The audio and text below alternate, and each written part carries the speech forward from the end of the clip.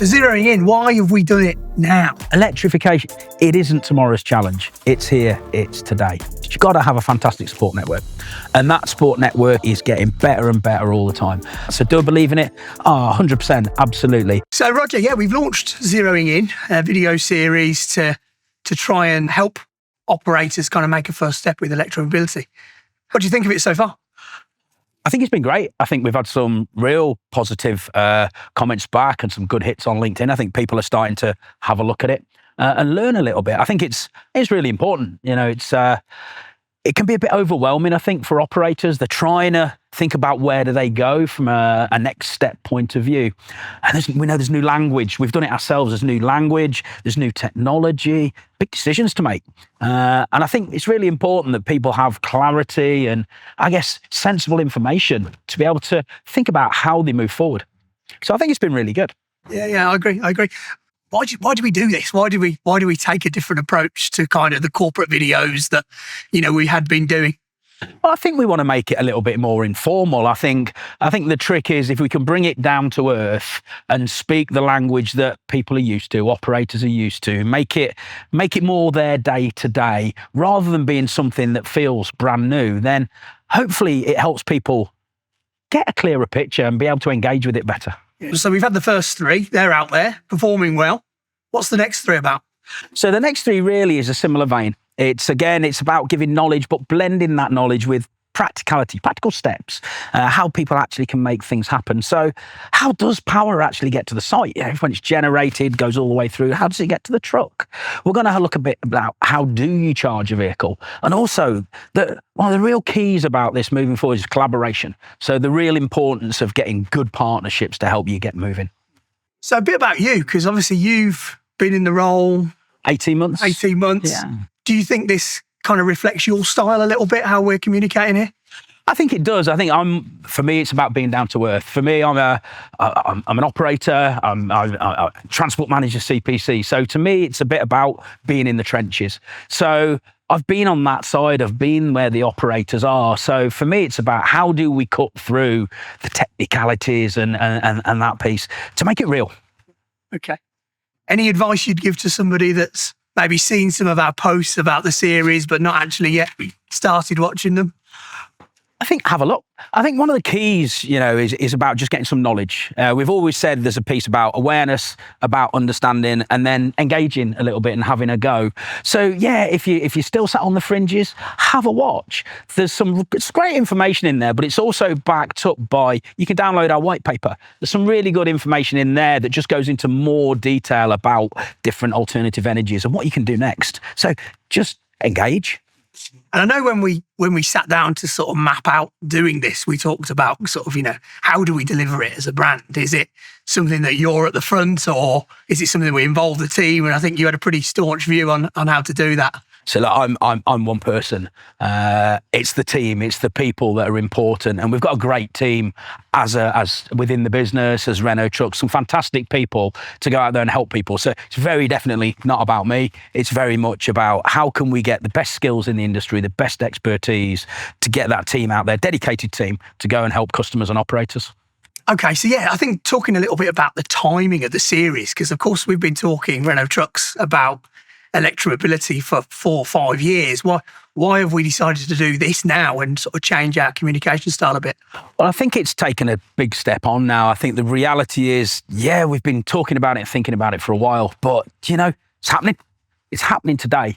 And I think the key is people need to just get started. Just, again, it's back to understand, be aware of what's going on, understand how to get some good information to help you move forward, because it's going to happen.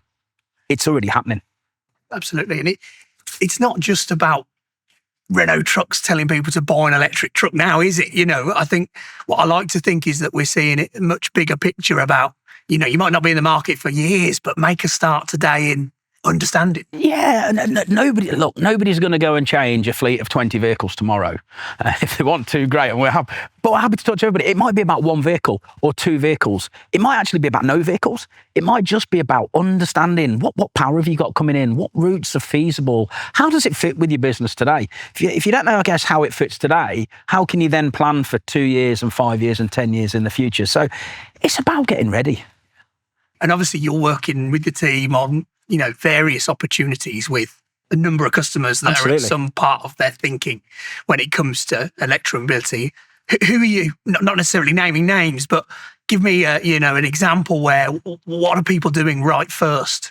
Yeah, so what are people doing right first? They're just trying to learn a bit about their business and how electromobility can fit in with it. So mention range simulation. What routes do you do today?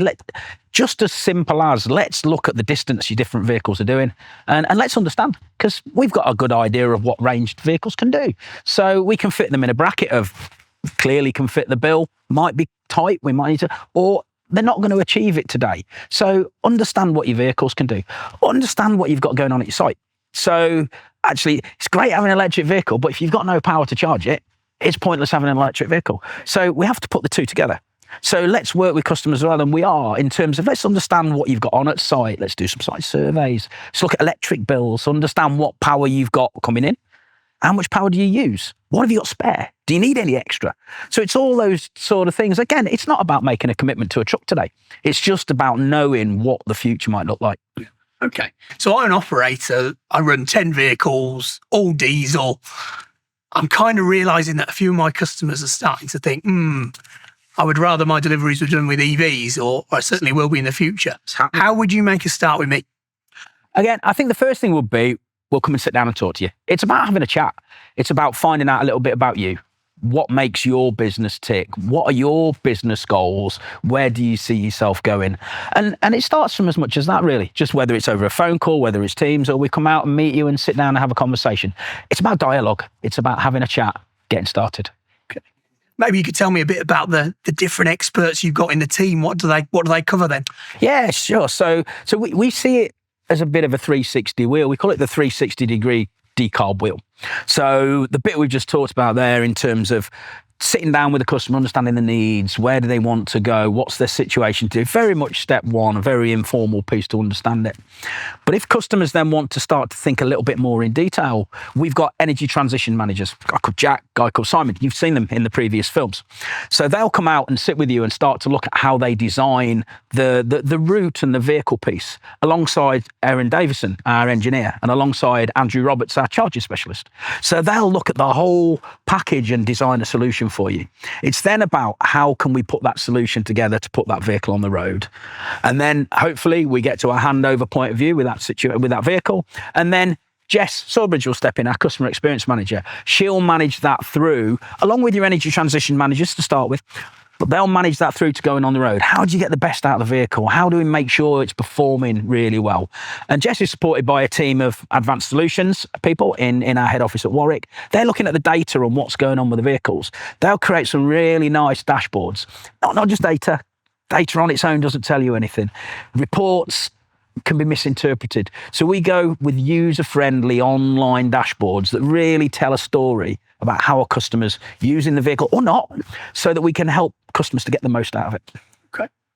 So yeah, we've got a great team here, led by yourself, and I think everything you kind of live and breathe with EMOB sort of comes through the team, which is really good to see. I think maybe tell us a bit about what's happening amongst the dealers. We've got 60, 70 sites across the UK and Ireland. What's happening there? Yeah, so look, we can't do this on our own. So if we can get vehicles out there, we've got to have a fantastic support network, and that support network is getting better and better all the time. And you might ask the question, why is it not fully ready already? But I think there's a whole use it and lose it principle out there. So for us to have all 70 dealers ready today, they might not have electric vehicles going in all the time. So they can be all the training, but then they can forget things. So we've very much got a strategy based around location of dealers, on main routes, geographically where they are. But we play that aligned then to when vehicles are going on the road. So let's make sure then that we've got all the training, the tooling, the knowledge and the support in that dealer network to really engage with people and customers when vehicles go on the road. And also charging. Let's make sure we've got the charging right in there. So it's a phased approach. We're on that journey and we've made some really big steps on that journey. A lot of our dealers already have electric vehicles going in and are working on them. Okay. How many have we got on the road, sort of electric trucks then in the UK? So in the UK, we've got well over 100 vehicles on the road now across a range of different customers, a range of different operations as well. So what we know is from a base-to-base regional format works really well. Customers, I think, are surprised when you do a bit of analysis how many of their vehicles can convert to electric today.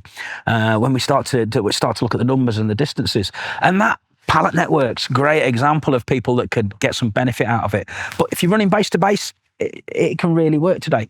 We've also then got going up to construction equipment. Again, often a more base-to-base regional operation where we're doing a lot of work with cement mixers. We're doing a lot of work with municipals from a bin lorry point of view as well. So there's lots of different markets. Maybe a little bit slower to develop at the moment, tractor unit side of things and long haul, but it's coming.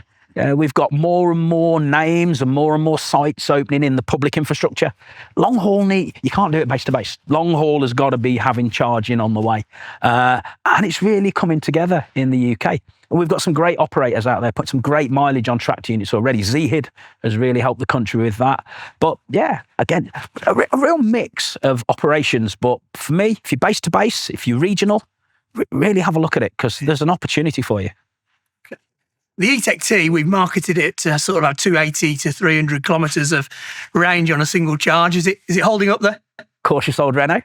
So it's definitely holding up there. We're smashing it. I think we've seen, we can safely say we've got customers out there that have been hitting 360, 370, 380 kilometres on a single charge. So it's going way beyond what we expected. And yeah, there's factors in that. There's payload, and some of the operations are running at a lower payload. How the driver drives the vehicle, but things like driver training, we work with customers to assist in that, so they can get the best out of it. But yeah, we've undercooked it, and I think rightly so. What we don't want to do as a business is overpromise and deliver this great expectation and then fall over. Absolutely. Yeah. And what about the potential? Because I know you and the team have done quite a lot of work on kind of understanding actually, if everybody was to try to electrify as much as they can, actually how much actually could be electric that isn't today?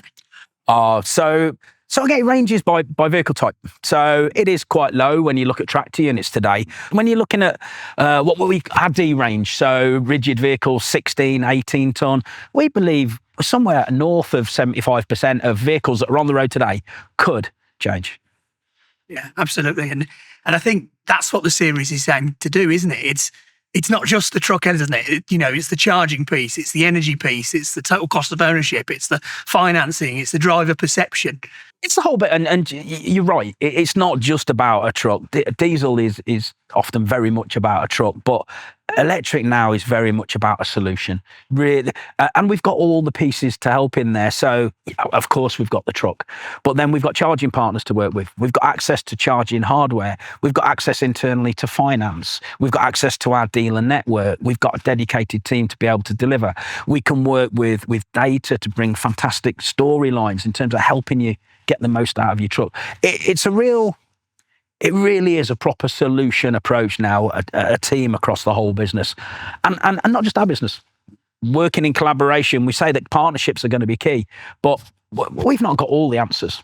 But out in the industry, all the answers exist, or we're getting close to all the answers existing. So yeah, we work with other experts to make sure that I guess the strength that we bring is a collaborative strength to deliver the best for the customer.